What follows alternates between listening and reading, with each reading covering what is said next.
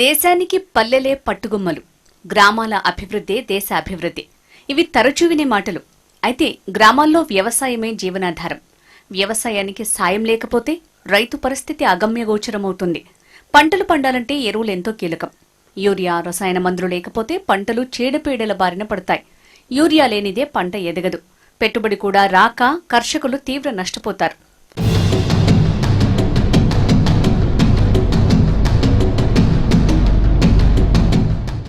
తెలుగు రాష్ట్రాలలో లక్షలాది ఎకరాల్లో వరి సాగు చేస్తున్నారు. ఇటు తెలంగాణ రాష్ట్రం దేశానికే అన్నపూర్ణగా మారింది. ఏటేటా పెరుగుతోన్న వరి సాగుతో దేశంలో ధాన్యం కొరత తీరుస్తోంది. అయితే తెలుగు రాష్ట్రాల్లోనే కాకుండా దేశంలోనే యూరియా కొరత వేధిస్తోంది. ప్రతి ఏటా ఇదే సమస్య ఎదురవుతోంది. కేంద్ర ప్రభుత్వం ముందస్తు ప్రణాళిక లేకపోవడంతో సమస్య జటిలంగా మారుతోంది. దేశంలో సరిపడా యూరియా ఉత్పత్తి లేకపోవడం, విదేశాలపైనే ఆధారపడటం దీనికి ప్రధాన కారణం. వానాకాలానికి ముందే ఉత్పత్తి, పంపిణీపై శ్రద్ధ చూపకపోవటం వల్లే సమస్య ఎదురైందన్న విమర్శలు వెల్లువెత్తుతున్నాయి. యూరియా కోసం రైతులు అరిగోసపడుతున్నా నేతలు పట్టించుకోవడం లేదన్న ఆరోపణలు వస్తున్నాయి.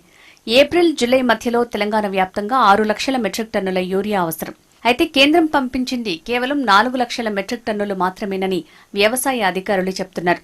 2.10 లక్షల మెట్రిక్ టన్నుల కొరత ఉండటంతో రైతులు ఇబ్బంది పడాల్సి వస్తోందని అభిప్రాయపడుతున్నారు.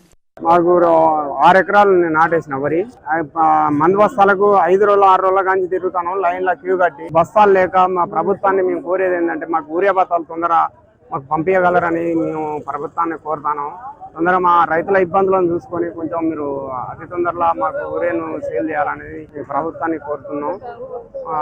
అధికంగా మేము లైన్లో నిలబడాలంటే జనాలలో ఒత్తుకొని జనం నిలబడే 3-4 రోజుల కానీ వరుసగా నిలబడి ఉత్తిగానే వెనుక మర్రిపోతాను, తిండి తిప్పలు లేకుండా.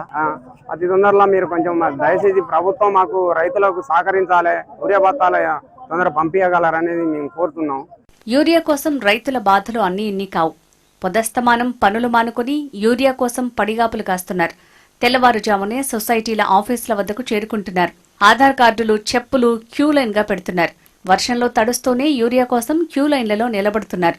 తీరా ఒక్కో రైతుకు 1-2 బస్తాల యూరియా మాత్రమే ఇస్తున్నారు. సహకార సంఘాల వద్ద రైతులు, అధికారుల మధ్య వాగ్వాదం చోటు చేసుకుంటోంది. చాలీ చాలని యూరియా ఏమాత్రం సరిపోదని రైతులంటున్నారు.